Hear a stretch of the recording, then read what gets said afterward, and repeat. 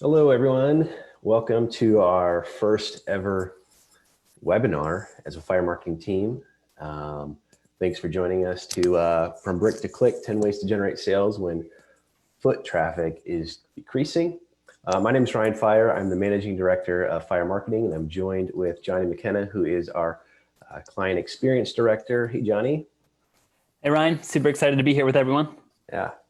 So we are a digital marketing firm based out of Lansing, Michigan, and we help businesses grow their brand online and optimize their marketing online. And so we decided to throw this webinar to really help local businesses or businesses that are used to dealing with local markets or are used to having foot traffic in the door as a way to sell, who are now finding themselves in a situation where you have to move online because people aren't coming in the door and stuff like that. So the reason that we're doing this is because obviously the everything going on with the coronavirus is crazy and happening fast. Last Thursday in Michigan, our governor shut down schools for 3 weeks, and then shortly thereafter put in place bans on gathering over 150 people. And then Monday we got a big blow to small business and local business with the closure of restaurants, bars, movie theaters, things like that. And so when we heard that news, man, that just hit hard that all these local businesses are going to be struggling, especially when they're used to having people in the door. And local businesses are important to us because many of them are family owned, and family to me is the most important building block of society. And when a local business does well, usually that means a family gets to go on vacation or send their kid to camp, put food on the table. Local business or small businesses rather actually employ about 50% of the workforce as well. And so when small businesses don't do well, family-owned businesses don't do well, it hurts families. And so we feel awful and sad about everything that's happening. We don't disagree necessarily with the reasoning for it, but just our hearts go out to all those local businesses out there that are struggling to get people in the door and make sales. So this webinar is really to help local businesses to bring their business online now that you're kind of in a position where you're forced to do that. What we're not doing in this webinar is, number one, we're not healthcare experts. We're not going to talk about this virus and whether or not the policies in place are good or not. We're not going to tell you how to run your business.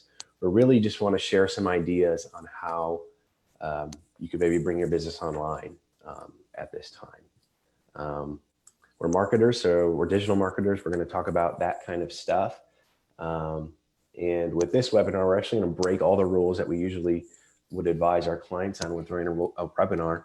We decided to do this on Facebook because we didn't want to collect registration information. This isn't a way for us to get new business or to get new clients or anything like that. This is purely just to help. There's no sales pitch at the end, no call to action, nothing like that. This is just, us trying to be gracious and, present this with some humility and just share some free ideas with no strings attached based on our experience with working businesses online. So we're not going to have a sales pitch with this, so you can stop sweating about that. If you have any questions as we're going through the content in this webinar, feel free to leave a comment on on the feed and we can respond to it. Or if you are a local business and you have an idea or something that you've done that's worked, share it, and then others can see it in the comments there, and possibly, we could mention it at the end. So before we get into the 10 ways to generate sales when foot traffic decreases, we got to kind of set up the context of what we're dealing with. And unfortunately, we do have to talk about the problem a little bit, and we got to talk about the bad news. And so I'll let Johnny do that part. So Johnny, why don't you lead us through that? Yeah, thanks for giving me the bad news part, Ryan. Appreciate it. No, but I mean, obviously, a lot of you guys already know what the bad news is, right? From government restrictions to cancellations to quarantines globally and nationally, just a lot of things happening. There's a lot of fear with the stock market and things going on in that way. We're already seeing like, businesses being impacted in general. Over 20% of businesses expect a high impact on revenue. Local business in Washington, they're reporting of upwards of 50% impact on revenue. And then there's even now just new data that's showing some local businesses are even experiencing almost an 80% decline in revenue in the last few days. So we know this is significant. This is going to impact you. This is going to impact families. This is going to impact your employers. And, things are not in a good place. And that's why we're here doing this. So we can talk about how we can help you in this time. But unfortunately, that's kind of the state of where we're at right now. Yeah, so I'll lead us through a little bit of the good of the context as a result of what's happening right now. And that is that web traffic is up. Some of the metrics that we're getting back from data providers right now is that web traffic is up 30%. Italy's experienced 20 to 40% increase in web traffic during their quarantines. And the reason is that people are at home looking for something to do. They're surfing the web. There's some consuming content in some way. And when I talk about web traffic being up, we're really talking about data transfer and bandwidth consumption. And, we don't have any of the information in terms of how that is spread out, but I imagine a lot of that is because of an increase in traffic on social media, increase in traffic on media networks like Netflix and Amazon and stuff like that, and probably a decrease in some other areas. But overall, web traffic is up. So, that could potentially be an advantage for you or your business. The other thing about doing things online and digital is that there's a lot of it that is free, and there's a lot of it that's very inexpensive. So there's little barrier to entry to doing some of these things that we're going to talk about here. And, like we mentioned earlier, the name of this webinar is Brick to Click. And what that really means is that, for some local businesses, you're used to serving a local market, those within a certain mile radius around your business. And you're used to taking sales, taking orders through people coming into the business. And now with quarantines and fear of getting sick and all of that and mandates from the government, you're not getting that traffic. And so how can you continue to get sales online? So maybe now's a good time to start thinking about that. So let's go through the 10 ways to generate sales when foot traffic decreases. The first one is pretty simple. Ensure your location information is up to date. And what I'm talking about here is your listing on Google Maps, Bing Maps, Facebook, Yelp, other services like Foursquare. This is one thing that I'm always amazed by with local businesses is how many have not claimed their listing on Google Maps. And so their information is all user generated. And I'll give you an example here. My mouse will work. This is what I'm talking about with a location listing is your listing on Google Maps. Name of your establishment, information, your website, phone number, hours, stuff like that. So now that we are in this period where there's a lot of operational changes happening with your business, or hours are changing, or alterations in the services that you're offering, make sure that your listings are up to date. Make sure it links to your website, that just all the information there is accurate. And, if you have any event schedules, stuff like that, but those are up to date as well. Not just on Google and Bing, but on Facebook and places like that. If you haven't claimed your listing or you don't have one yet, there's a few places you can go. You can go to google.com/business, and right there you can claim or add your listing for free. Same thing with Bing. You can do that through bingplaces.com. And then with Yelp, you're just at biz.yelp.com.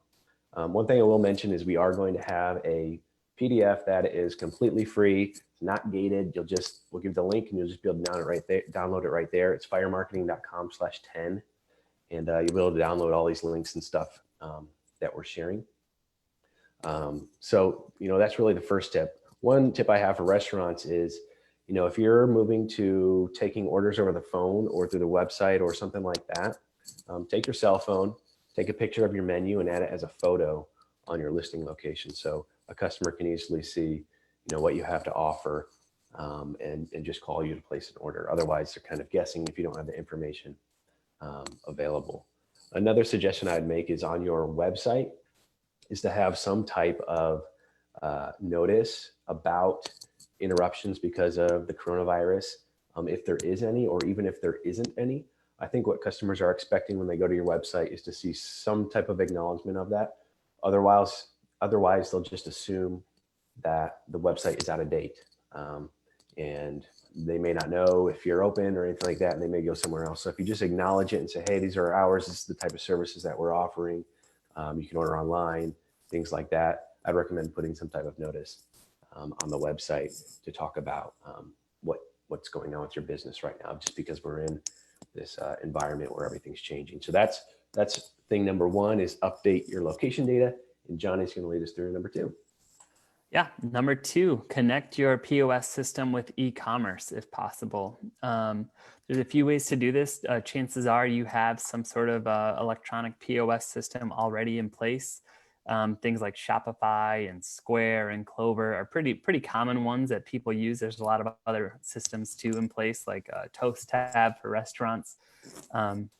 There is a few ways that you can do this. A lot of the bigger ones can do it simply, and you can basically import your inventory onto an e-commerce site. You might have to fill out the actual inventory item with a photo and description so customers know what that is.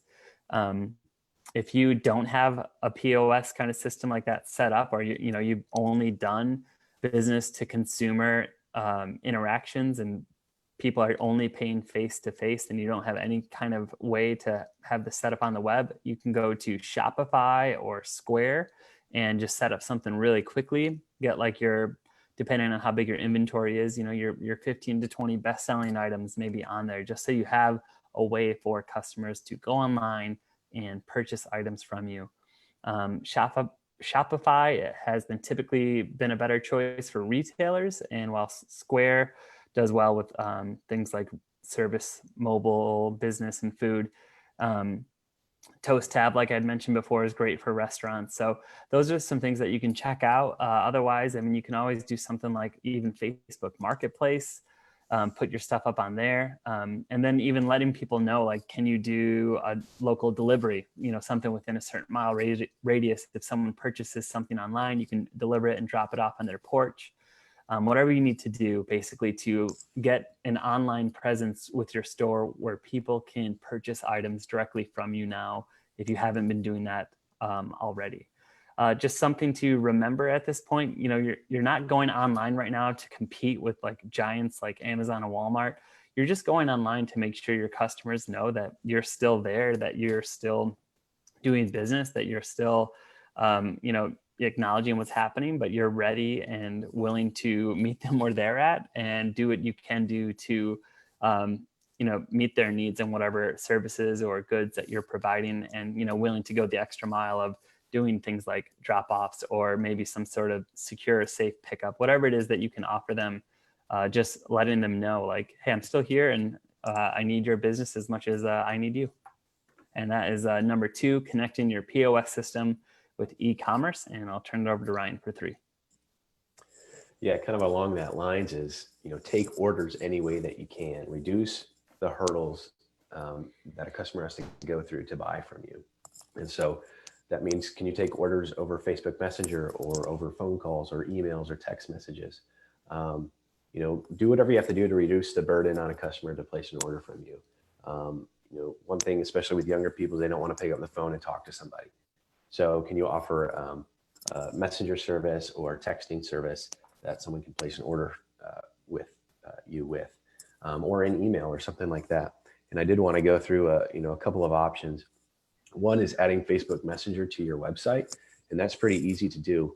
If you have a Facebook page and you go into your settings, I'm on my Facebook page right now, but if you go over to just settings and then on the left, you'll choose the messaging tab.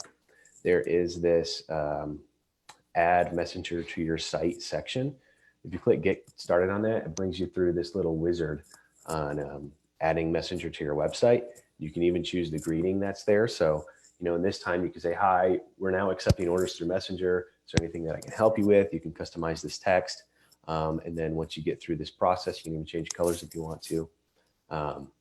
it gives you code that you would just copy and paste into your content management system somewhere. What you're going to want to look for in the system is something called custom HTML or custom script or something like that. If you're using a popular content management system like WordPress or Drupal or something like that, a lot of them have a plugin. So you can just search their plugin directory for Messenger add-on or something like that. And then you'll just copy over some code into that platform and it'll add it to your site. It'll show up in the corner of your site just like this when someone loads the page. So that's pretty easy to do to add to your website. Another thing I wanted to show you was this service called Text Free. And essentially what this is you sign up for it. It's completely free, textfree.us. And you download an app and then you'll choose a local phone number that you can use that people can text you with. And the reason for this is you can accept orders or interact with your customers using text messaging, but you don't have to give your personal mobile phone number out there to the world. You can also receive calls through this. The other good thing about this is you can have the app installed on multiple devices. So maybe your staff has it on their phones, or you have it on the tablet that you have there in the building, and you can respond to text messages that way and use that as a way of communicating with your customers. Another thing that we do actually at Fire Marketing is we have Google Voice, which is also free. And you'll similarly pick out a local phone number. And for us, when someone calls that number or they text that number, it goes to both Johnny and I. We can either pick it up, and there's some other advanced stuff that you can do with it as well, but that's free. A way to get a phone number that people can text and you can respond to without having to worry about giving out your personal cell phone number. So again, take orders any way that you can, reduce the burden or the hurdles that a customer has to go through to order from you. Phone calls are great, but if you can add text messaging or social media messages or something like that, that would be great as well. And so that's number 3, take orders any way that you can, which leads to another problem that could bring up that Johnny's going to go through right now on number 4. Yeah, so number 4 would be accept payments online. You may have not been set up for this before, so it's time to start investigating. How do I allow people to pay for whatever it is I'm offering online? Some of the big ones that you've probably heard of before would be like Venmo and PayPal, Cash App, things like that. Essentially, Venmo and PayPal are the same company. So that's something you're going to want to check out. Venmo has 40 million users, and it can connect to PayPal, which PayPal has over 286 million users.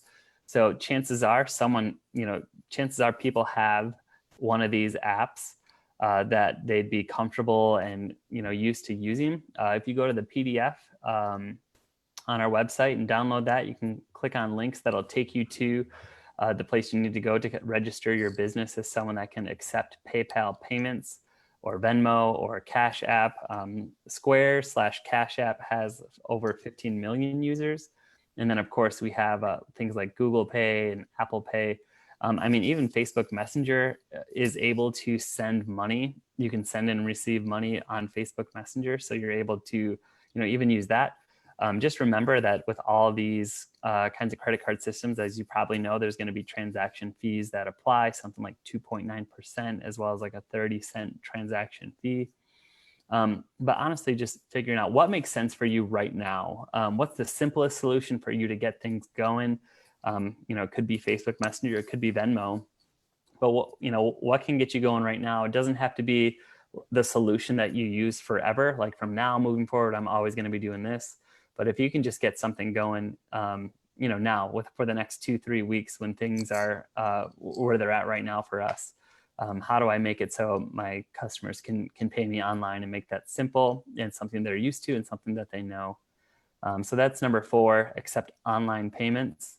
I'm just going to keep going here to number 5, and that's sell gift cards or gift certificates or gift codes, whatever you can do or whatever you call them. Even at a discount, that's something you could be thinking about right now. The idea of if you, pay $80, you get 2 gift cards for $50 each. Like that's a great way, one for you and one to give to someone else. That kind of an idea. Gift cards are an excellent way to even spread awareness of your brand and what you're up to. So, You should always be thinking about gift cards in some way, but especially now for maybe people that are a bit nervous to actually go on site to your business. Maybe their fear level is a little heightened, so they're not wanting to go out, but they don't want to see your business go anywhere, so they want to support you. Gift cards are a great solution for that. You know, you can buy something now, and in the future they'll come back and be able to, you know, spend it. Chances are, if you have an existing POS software, you're able to sell them. We'll have links in the PDF again to direct you to those where you can actually do that if you have something like Square or Clover. They also have great third-party apps and solutions. Right now, Rally for Restaurants is doing something really awesome where you can search for a restaurant locally, and you can see if your restaurant's on there. They'll direct you to the restaurant's website where you can buy a gift card for them right now. And if the restaurant that you're looking for isn't on that website, it says, hey, let us know what restaurant you're looking for. We'll reach out to them, try to get them this site where they can be part of this and have gift cards purchased. Another excellent one is the Gift Up app. So if you're looking to actually add gift card purchasing to your website, the Gift Up app is a really great solution for you. It'll provide you with code. The website is super simple to navigate. You can add it right to your website, and people can purchase gift cards, whether they're like e-gift cards. They even offer, I think, physical gift cards. And that's giftupapp.com. And again, on our PDF. You know, another way could be just to bootstrap it. Like what's something that you can do? Chances are, you know, a lot of people in your area that are wanting to see you survive and thrive. So like letting them know, like if you send me $50 on Facebook Messenger or whatever it is, I'll put your name, phone number, address, whatever you want in a spreadsheet, and I'll have this gift code right here in the store. So whenever you come in afterwards, we can do that.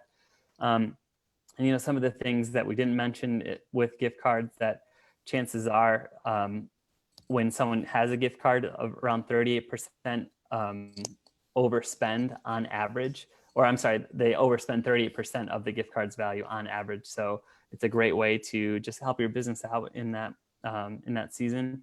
And then just don't forget to advertise and let people know like this, you're doing this, and how can you get people to purchase gift cards during this time to just keep your revenue stream up. And so that's number 5, sell gift certificates or codes. And we'll switch it over to Ryan for number 6. Yeah, so number 6, go live. Go and do exactly what we're doing right now. Go live on your Facebook or your Instagram, or you can do it on YouTube. You can also do, so you can do live streaming on Facebook, on Instagram, on YouTube, on TikTok, and it's rolling out across LinkedIn right now. But you know, show people what you're doing to keep your employees and customers safe. Connect with them on a personal level. They want to see, you know, what's happening with your business. Most people care about the local businesses in their area, and they want to see what's going on. Maybe you can make announcements on some of the processes and operational changes that you're making in terms of, okay, if you want to place an order, you got to go to our website. Then this is what we're going to do. We're wearing gloves, and you know, this is our process to make sure that you're safe during the handoff and all of that. You know, maybe go live and just share what's going on with your business and things that you have going on. Maybe you do a live selling event where you show all your different inventory and you allow people to buy it. You send us a message with XYZ if you want this product, that kind of stuff. But you can get creative on ways that you could use Facebook, Instagram Live to interact with your customers. Another thing kind of along these lines is, you know, offering video chat consultations. So if you do some type of face-to-face business, maybe you do it over video chat now rather than having somebody come in and meet with you. Maybe you're a tax preparer or you know, a car dealership or something like that, where there's a lot of one-on-one interaction, but you don't necessarily have to be face-to-face, and you can use video chat, you know, FaceTime, Zoom, something like that to have those conversations. But just show your customers that you're still there. Like we said earlier, content is being consumed at an accelerated pace right now. And so you kind of got to step up your content game a little bit more to continue to be in front of your customers. So that's number 6 is go live. And then related to that a little bit is utilize your staff. And what I mean by that is, maybe there's a way that you could use your staff as community managers and influencers. And those are really two different things. A community manager is someone who manages your brand or your page on behalf of your business. And so maybe they represent your local business page, and they can respond to comments. They can post in your local community page. They can respond to messages. They can process orders. They can do all this stuff on behalf of your business. The other side of that is influencers, where they really represent themselves, but they influence their network of people to continue to do business with you in some way. So is there a way that you can utilize your staff to either be a community manager on behalf of your brand or an influencer? I did want to do a quick demo here on Facebook on how you can give someone that right. And I know that there's probably a lot of fear from business owners to give a staff member or an employee admin access to your Facebook page. But I want to tell you about a role called the moderator on Facebook, at least. The role of the moderator, you can respond to messages and comments on behalf of the page on Facebook and Instagram, but you can't post to the timeline or the feed on behalf of the page. So it's really somebody who can respond to messages, respond to comments, like people's comments and posts, but really do some community management type work for your brand without feeling like you're giving them the keys to the page, or you fear that you're going to lose it or something like that. It's kind of a lower level admin access that you can give them to your brand page to allow them to continue to interact with customers. Another thing that this could potentially be the case is you may have some people in your business who have a cold or something like that. Maybe they don't have the coronavirus, but it would make customers feel uncomfortable if they were in your building or dealing with them or something like that. And they're perfectly capable of doing some work, but it's not good for them to be at work. This could be a role that you could give them while they're at home to manage the community, be an influencer, or something like that. And then I did want to share this story out of Wuhan, China, actually, where this whole thing originated from. And there's a company there, I'm probably going to mispronounce it, but it's called Lin Kingzuan. And back in February, they had to close 40% of their stores in Wuhan. And one thing that they did, which was pretty cool, was in the evening on February 14th, they launched a large-scale live streaming shopping event. And they utilized their staff and made them, they had 100 plus beauty advisors who participated in this. And they had over 60,000 people watch the live stream, and they sold 400,000 bottles of this oil that they make. And, it was a transition for them to go from a brick and mortar type of operation to digital. They hadn't ever done that before. And this virus really forced them to do that. And they actually achieved 200% growth compared to the prior year in the midst of all this crap going on. And the sales from one of their shopping advisors in 2 hours ended up equaling that of 4 of their retail stores. So obviously everybody can't do that, but it's an example of how a business was able to make that transition to the digital space, to utilize something like a live stream and their staff as influencers and community managers in order to bring their business online and still achieve some sales for them. So that is number 7, utilize your staff. I'll let Johnny take number 8.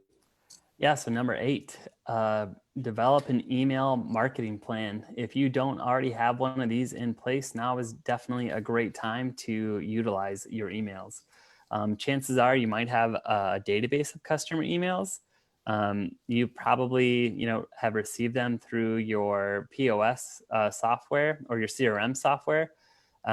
Those, maybe you've been collecting them and you just haven't even realized or done anything with them yet. Well, now is definitely the time to be using them. There are a bunch of free tools out there to get you going. MailChimp is a great one. They offer a free plan for up to 2,000 contacts and 10,000 emails per month.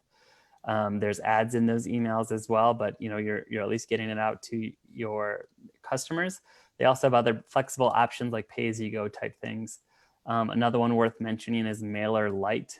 You can have up to 1,000 subscribers and send out 12,000 emails per month.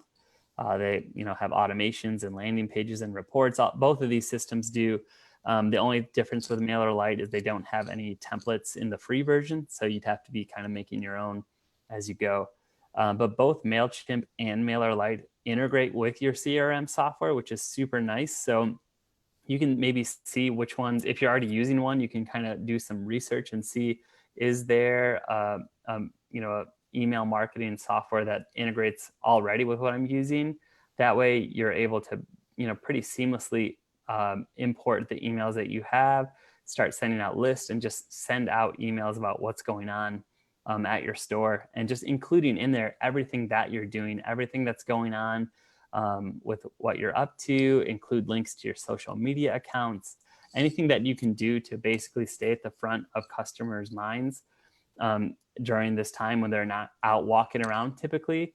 You want to make sure they know what you're doing, what you're up to, and how you're being safe during this time, but how you also would still love to serve them and meet their needs. So that is number 8, email marketing plan. And then number 9, turn it over to Ryan. Yeah, so this one is going to be interesting because this is not for everybody right now. I know that everybody's having to scale back, but there may be some businesses out there who are doing okay, that they're weathering this good, or it's kind of working in their favor, whatever.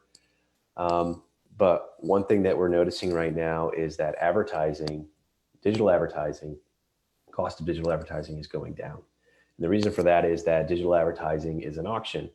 In an auction, you have buyers and sellers, and the sellers are the advertising networks like Facebook and Google, and the buyers are advertisers or brands. And it's a game of supply and demand.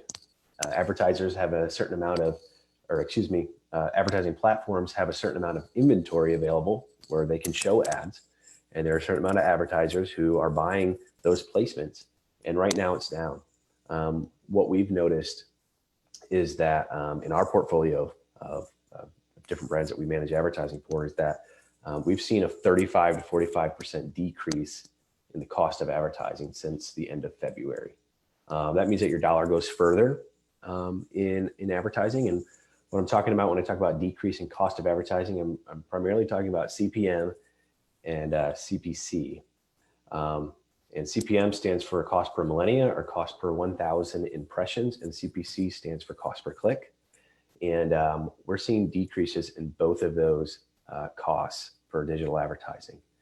Now, the one thing I will say is that although digital advertising pricing is going down, your cost per acquisition, or the cost that you'll pay to get a new lead or a customer or sale or something like that, may increase just because of the state of mind that everyone is in right now. And so it may not make sense for your business to do that, even though the advertising is cheap.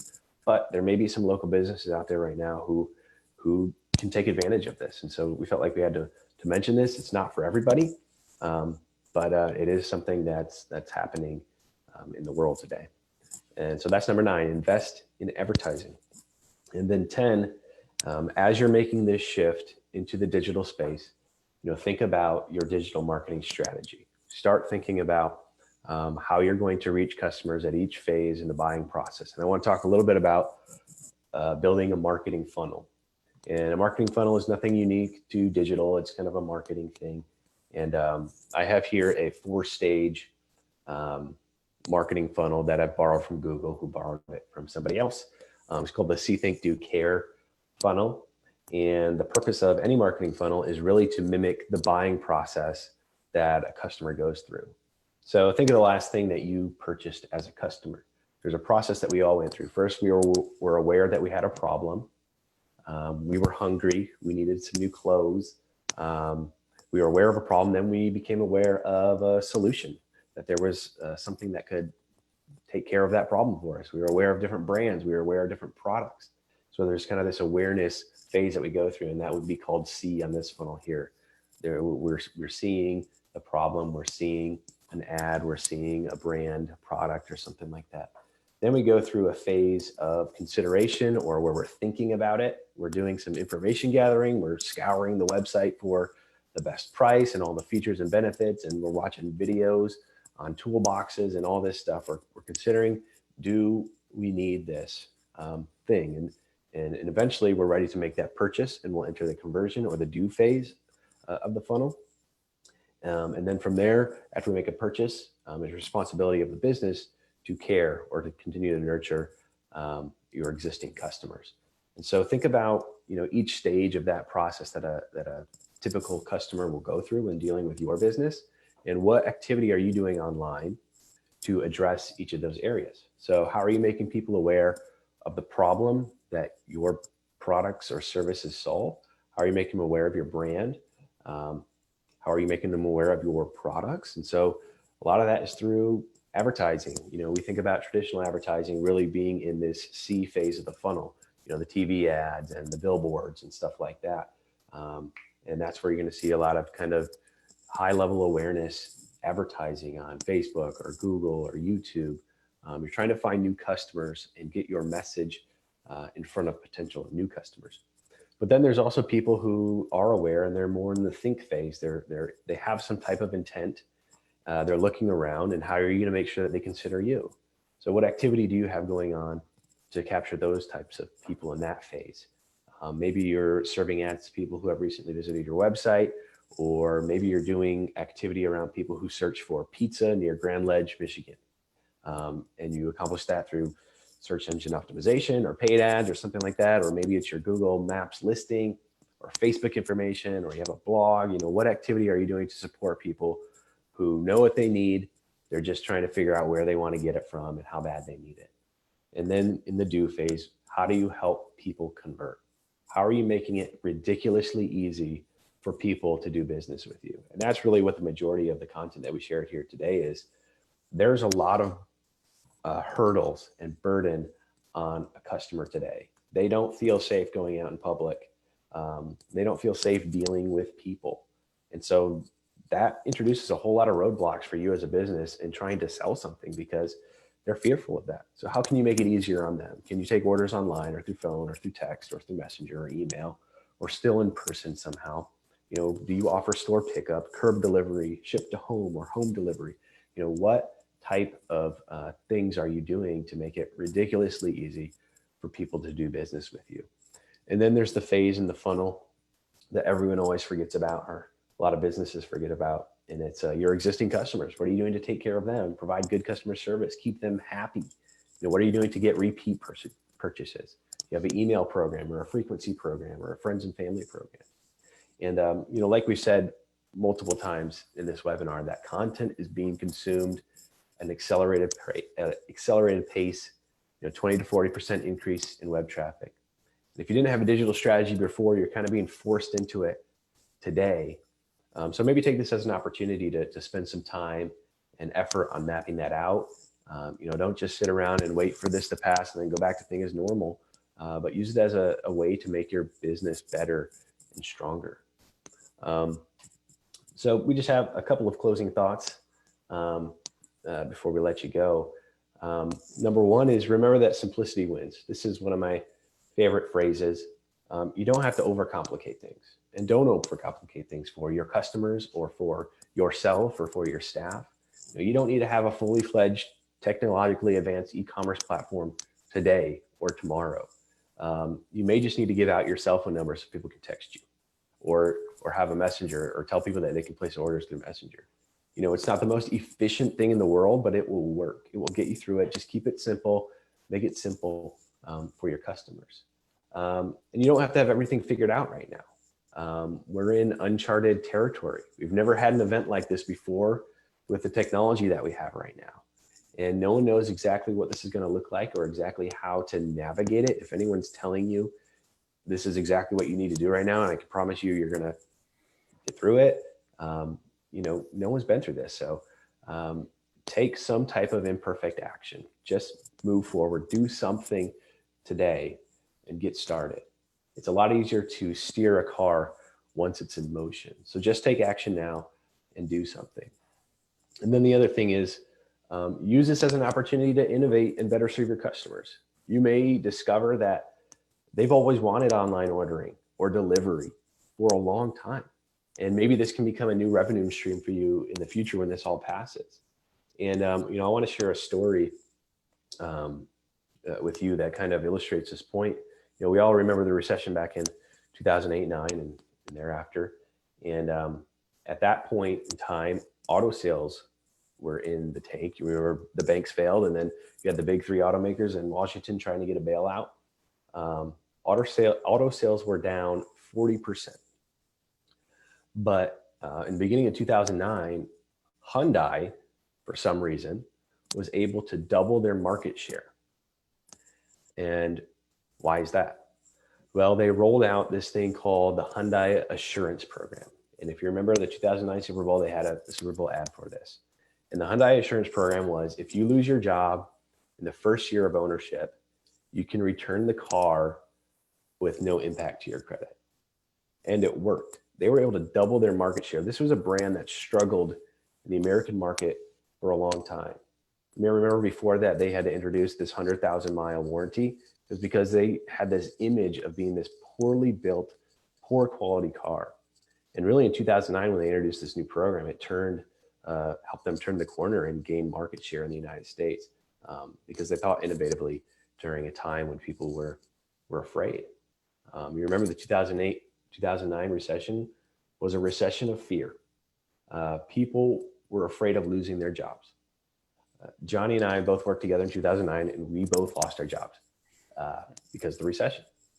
And so Hyundai, they fought against fear with a new program more than anything else. They weren't fighting against, interest rates and stuff like that. They were fighting against fear that people had. People wanted to feel safe and confident that they would be all right if things went sideways. And we're kind of dealing with a similar situation today. People are afraid. Some are afraid of getting sick. Some are afraid their companies are going to take a hit and they'll lose some income. They're afraid about what's happening in the world right now. And rightly so. This is an awful situation that we're in. But if we as businesses want to survive, we need to help our customers overcome fear and feel safe and confident. So think of ways that you can transform and innovate and better serve your customers during this time.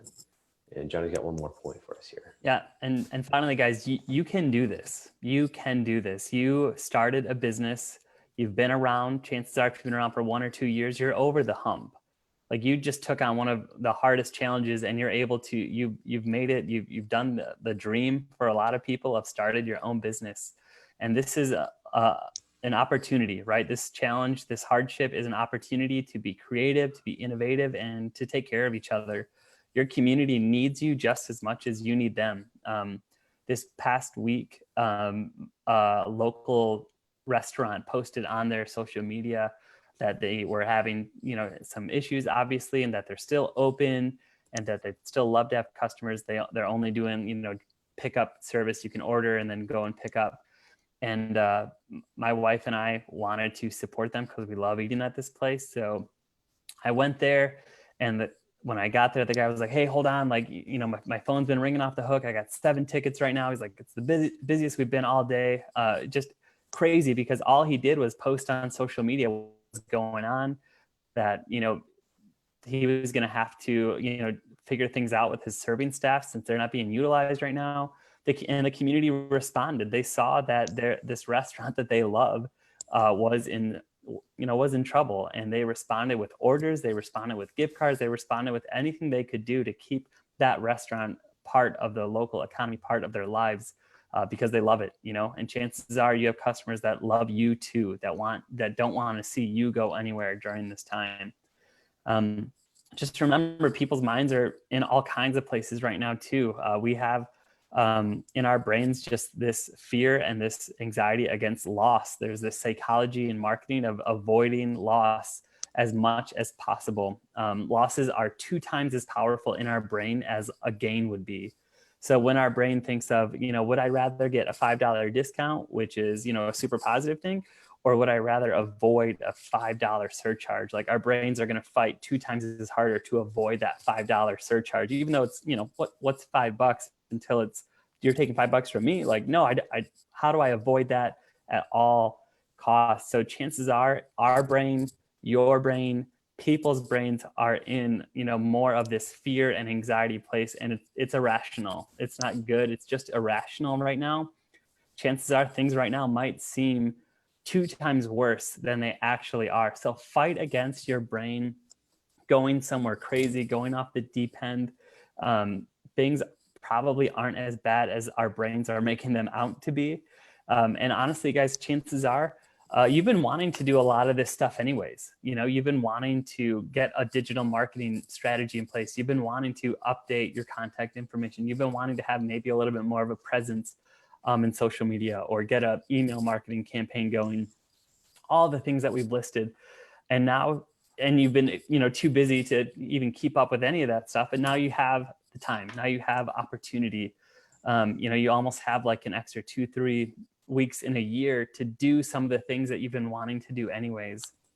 So do what you can to execute, get things going, start tackling these projects, go through our list, maybe even highlight what are like the 3 things I can do today? What's the one thing I can do today? What's something that I can do by the end of this week to make sure that, I can start generating sales when normally I'm relying on walk-up service? How can I meet people out there in the digital world to make them know I'm here and I'm ready and I'm wanting to serve you? And so we hope that you found this helpful. We hope that you found this useful. Again, check out that PDF. Once again, Ryan and I are not charging you for any of this stuff. We will gladly take toilet paper in exchange if you found this useful. Just send it to us that way. Send it to our PO box. Totally kidding, but we really hope that you found this stuff useful. And if not all 10, hopefully something in there has been useful for you in this week and in the future. Yeah. Again, that PDF that we've been talking about, you can get it at firemarketing.com/10. Whether you do the numbers 10 or you spell it out, you'll get it.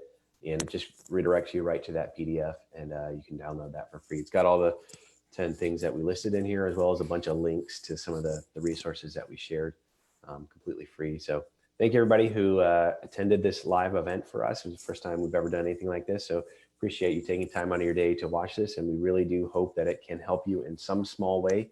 And again, don't be afraid to reach out to us if you have a question. We'll be happy to help you, free of charge without, as long as within reason. So send us a message on Facebook, or, you can email us. I'm Ryan at firemarketing.com. Johnny is Johnny at firemarketing.com. Our information's in that PDF as well. So thanks again for joining us, and have a great day. We wish you the best of luck.